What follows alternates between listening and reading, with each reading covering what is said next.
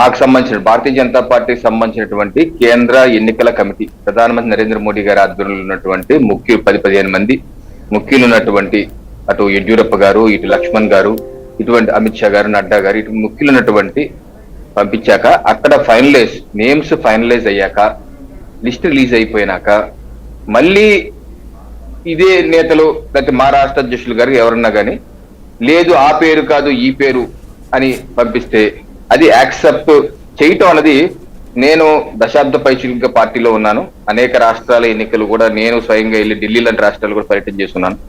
ఇటువంటి మార్పులు చేర్పులు యాక్సెప్ట్ చేసిన ఘటన అయితే నేనైతే చూడలేదని చెప్పారు. ఈ రోజు కూడా అదే మాట చెప్తున్నాను.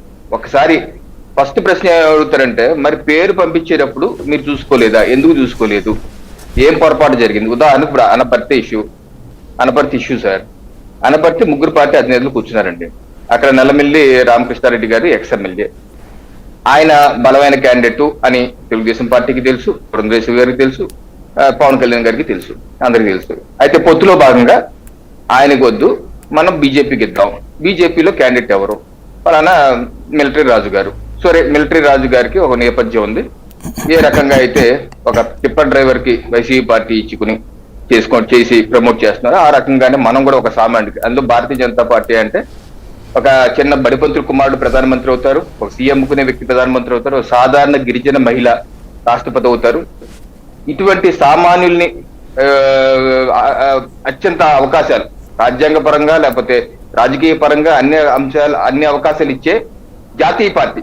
ఈ రోజు జాతీయ పార్టీ అంత పెద్ద పార్టీ మనం చూస్తాం, మిగతా రాష్ట్రం ఏ రకంగా రైతు కూలీలు కూడా ఎమ్మెల్యేలు అవుతున్నా చూస్తారు. సో అటువంటి పార్టీలు ఒక సామాన్యుడు ఇద్దాం, ఈ వ్యక్తికి అటు టీడీపీ నుంచి జనసేన నుంచి సపోర్ట్ ఉంటది, ఎందుకంటే కూటమి కాబట్టి ఒక అభ్యర్థిని ప్రకటిస్తే మిగతా వాళ్ళు కూడా సపోర్ట్ చేస్తారు కాబట్టి తప్పనిసరిగా అక్కడ మంచి అవకాశాలు ఉండొద్ది అని ఆలోచించుకొని పేరు పంపించండి.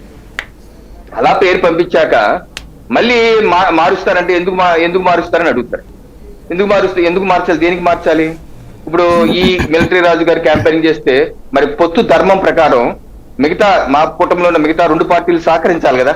జనసేన సహకరిస్తున్నాం నాకు తెలియదు, మరి తెలుగుదేశం పార్టీలు బాహాటంగా వచ్చి ఆపి మిలిటరీ రాజు గారిని తెలుగుదేశం కండువా వేసుకుని వెళ్తుంటే అది కూడా తీసేంత వరకు ఊరుకోలేదు, ఏ రకమైన సహకారం ఇవ్వలేదు.